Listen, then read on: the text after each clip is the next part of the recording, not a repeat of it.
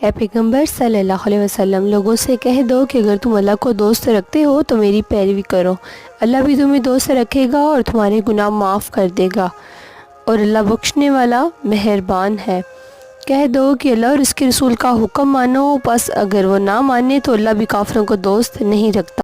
اِنَّ مَعَ الْعُسْرِ یُسْرًا، ہر مشکل کے ساتھ آسانی ہے۔ قیامت تو آنے والی ہے، اس کے آنے میں کچھ شک نہیں، لیکن اکثر لوگ ایمان نہیں رکھتے، اور تمہارے پروردگار نے فرمایا کہ تم مجھ سے دعا کرو، میں تمہاری دعا قبول کروں گا۔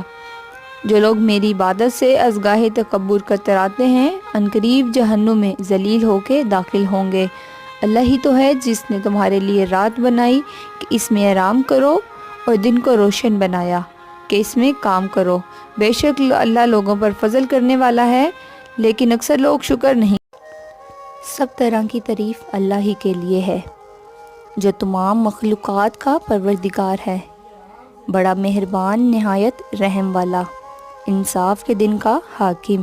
اے پروردگار، ہم تیری ہی عبادت کرتے ہیں اور تجھ ہی سے مدد مانگتے ہیں، ہم کو سیدھے رستے چلا، ان لوگوں کے رستے جن پر تو اپنا فضل و کرم کرتا رہا، نہ کہ ان کے جن پر غصہ ہوتا رہا، اور نہ گمراہوں کے۔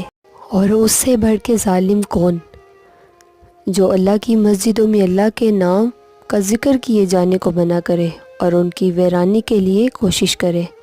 ان لوگوں کو کچھ حق نہیں کہ ان مسجدوں میں داخل ہوں، مگر ڈرتے ہوئے ان کے لیے دنیا میں رسوائی ہے اور آخرت میں بڑا عذاب۔ اور مشرق اور مغرب سب اللہ ہی کا ہے، تو جدھر بھی تم رخ کرو ادھر اللہ کی ذات ہے، بے شک اللہ صاحب وسعت اور باخبر ہے۔ تمہارا پروردگار تو اللہ ہی ہے جس نے آسمان اور زمین 6 دن میں بنائے اور پھر عرش پہ جلوہ افروز ہوا۔ وہی ہر ایک کام کا انتظام کرتا ہے، کوئی اس کے پاس اس کی اجازت حاصل کیے بغیر کسی کی سفارش نہیں کر سکتا۔ یہی اللہ تمہارا پروردگار ہے تو اسی کی عبادت کرو، بھلا تم غور کیوں نہیں؟ اور اگر تم بڑے بڑے گناہوں سے جن سے تمہیں منع کیا جاتا ہے پرہیز کرو گے تو ہم تمہارے چھوٹے چھوٹے گناہ معاف کر دیں گے اور تمہیں عزت کے مکانوں میں داخل کریں گے۔ اور جس چیز میں اللہ نے بعض کو بعض پر فضیلت دی ہے اس کی تمنا مت کرو۔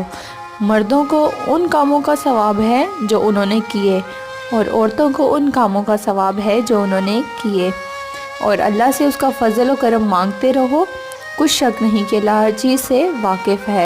اللہ کریم نے ارشاد فرمایا، قُلْ هُوَ اللَّهُ أَحَدٌ، تم فرماؤ وہ اللہ ہے اور وہ ایک ہے، اللہ الصمد، اللہ بے نیاز ہے، لم یلد ولم یولد، نہ اس کی کوئی اولاد ہے اور نہ وہ پیدا کیا گیا ہے، وَلَمْ يَكُنْ لَهُ كُفُوًا أَحَدٌ، اس کا کوئی ہمسر نہیں ہے، اس کا کوئی جوڑ نہیں۔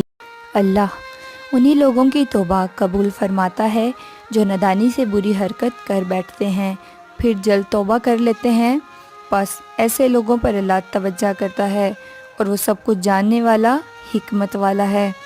اور ایسے لوگوں کی توبہ قبول نہیں ہوتی جو ساری عمر برے کام کرتے رہے، یہاں تک کہ جب ان میں سے کسی کی موت موجود ہو تو اس وقت کہنے لگے کہ اب میں توبہ کرتا ہوں، اور نہ ان کی توبہ قبول ہوتی ہے جو کفر کی حالت میں مرے۔ ان لوگوں کے لیے ہم نے دردناک عذاب تیار کر رکھا ہے۔